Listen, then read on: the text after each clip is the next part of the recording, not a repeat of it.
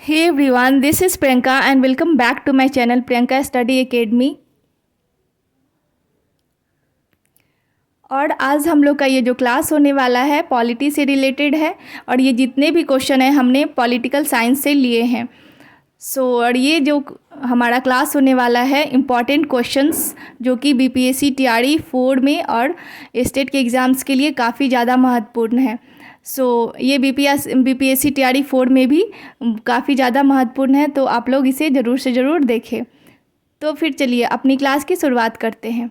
Question number 1, भारतीय संविधान की प्रकृति क्या है? भारतीय संविधान की प्रकृति क्या है? प्रकृति में संघीय है किंतु भावना में एकात्मक है। प्रकृति में संघीय है किंतु भावना में एकात्मक है। क्वेश्चन नंबर 2, भारत का प्रधानमंत्री किसके प्रति जवाबदेह है? भारत का प्रधानमंत्री लोकसभा के प्रति जवाबदेह है। भारत का प्रधानमंत्री किसके प्रति जवाबदेह है? तो आप लोग को बताना होगा कि लोकसभा के प्रति। आप लोग इसे ज़रूर से ज़रूर देखें और रिवाइज करें और याद कर लें। क्वेश्चन नंबर 3 है हमारा, किसने लिखा है कि स्वतंत्रता का अर्थ बंधनों का अभाव है? किसने लिखा है कि स्वतंत्रता का अर्थ बंधनों का अभाव है? एच.जे. लास्की ने लिखा है कि स्वतंत्रता का अर्थ बंधनों का अभाव है। और ये हमारा क्वेश्चन नंबर 4 है, संसद सदस्य बनने के लिए न्यूनतम आयु क्या है? संसद सदस्य बनने के लिए न्यूनतम आयु जो है 25 वर्ष है, 25 वर्ष। और ये जितने भी क्वेश्चन है काफ़ी ज़्यादा महत्वपूर्ण है। क्वेश्चन नंबर 5, भारतीय सर्वोच्च न्यायालय में न्यायाधीशों की नियुक्ति कौन करता है? भारतीय सर्वोच्च न्यायालय में न्यायाधीशों की नियुक्ति कौन करता है? भारतीय सर्वोच्च न्यायालय में न्यायाधीशों की नियुक्ति राष्ट्रपति करते हैं। राष्ट्रपति जो भी राष्ट्रपति के पोस्ट पे होंगे वही करते हैं। क्वेश्चन नंबर 6 है, सर्वोच्च न्यायालय के न्यायाधीशों की सेवानिवृत्ति की उम्र क्या है? सर्वोच्च न्यायालय के न्यायाधीशों की सेवानिवृत्ति की उम्र 65 वर्ष है, 65 वर्ष। सर्वोच्च न्यायालय का न्यायाधीश अपने पद से त्यागपत्र किसको लिख कर देता है? सर्वोच्च न्यायालय का न्यायाधीश जो होते हैं वो अपने पद पर जो त्यागपत्र होते हैं वो किसको लिख कर देते हैं? वो राष्ट्रपति को लिख कर देते हैं। राज्यसभा के पदेन अध्यक्ष कौन होता है?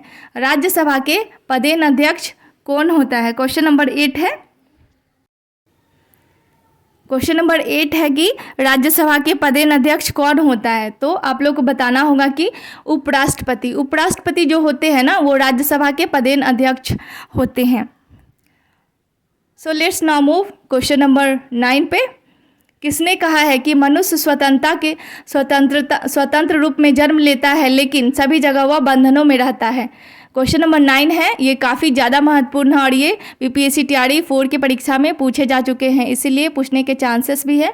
आप लोग ये जितने भी इम्पोर्टेंट क्वेश्चन हैं इसे 1-2 बार देखें और याद कर लें।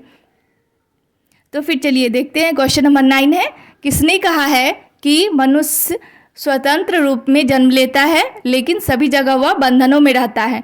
रूसो ने कहा है। रूसो एक दार्शनिक है, उन्होंने ही कहा है। आगे बढ़ते हैं हम लोग क्वेश्चन नंबर 10 पे। आज़ादी के बाद भाषा के आधार पर भारत के राज्यों का पुनर्गठन किस वर्ष में हुआ?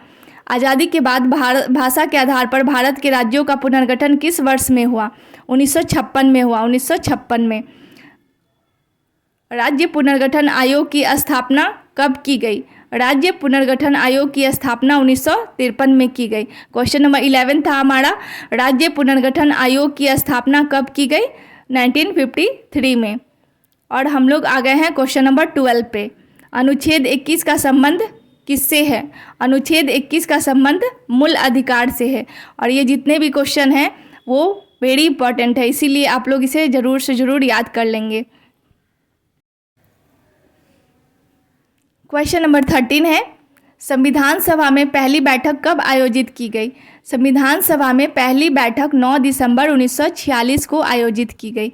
संविधान सभा में पहली बैठक 9 दिसंबर 1946 को आयोजित की गई।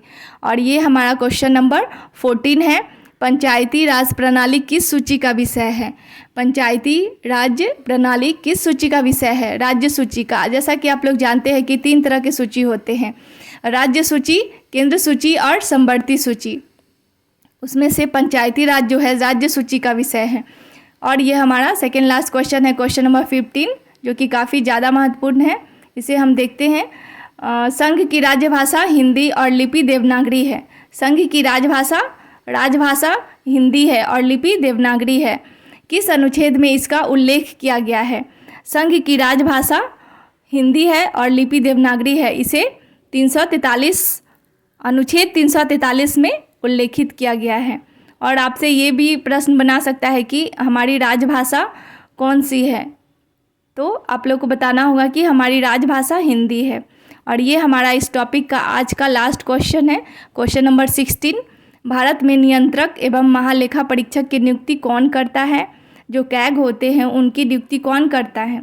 तो राष्ट्रपति करते हैं। और आई होप कि ये सारे प्रश्न आप लोग के लिए यूजफुल होंगे। So if you like my videos, then do like, share and subscribe to this channel, and thank you everyone.